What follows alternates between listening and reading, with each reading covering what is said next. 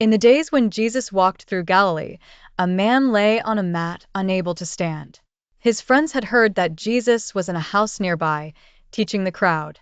The doorway was blocked, and the room was full, but they would not turn back. They climbed the stairs to the roof, tore open the clay and branches above, and lowered their friend down before Jesus. The room fell silent. Many expected Jesus to heal the man's legs first. But Jesus looked at him with more tenderness than they had ever seen and said, "Son, your sins are forgiven." Some of the scribes were offended. Forgiveness belonged to God alone, they thought. But Jesus knew their thoughts. He said, "Which is easier, to say, 'Your sins are forgiven,' or to say, 'Rise and walk'? But that you may know that the Son of Man has authority on earth to forgive sins, then," he said to the paralytic, "I say to you, rise, pick up your bed, and go home." At once the man stood. His weak legs became strong.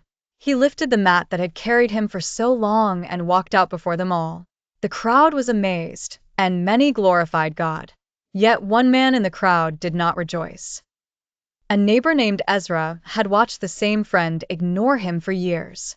Years earlier, when Ezra had needed help in harvest time, the paralytic had refused him alone and spoken harshly.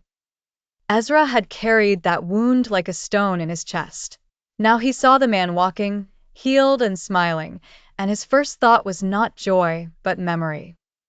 That evening Ezra could not sleep. He remembered how Jesus had spoken forgiveness before healing, as if the deeper wound mattered most. At last he went to the house where the healed man was staying. The man opened the door, and Ezra's anger rose again. But before Ezra could speak, the man bowed his head and said, "I was proud and hard-hearted. I sinned against you. Will you forgive me?" Ezra stood still.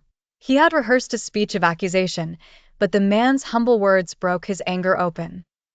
He looked at the one who once had wounded him and remembered how Jesus had first spoken grace. Then Ezra said, "If Christ has forgiven you, then I will not hold this against you." They wept together, and the burden that had long chained both men began to loosen. Forgiveness did not pretend the wrong had never happened. It named the sin, honestly, but it refused to keep sin as a prison. Jesus had shown that forgiveness is not weakness, but holy mercy, not denial, but release. The man on the mat rose with new strength, and Ezra rose with a softer heart. The lesson is this: Jesus has authority to forgive sins, and those who have been forgiven by him must forgive others with truth and compassion, for forgive as the Lord forgave you.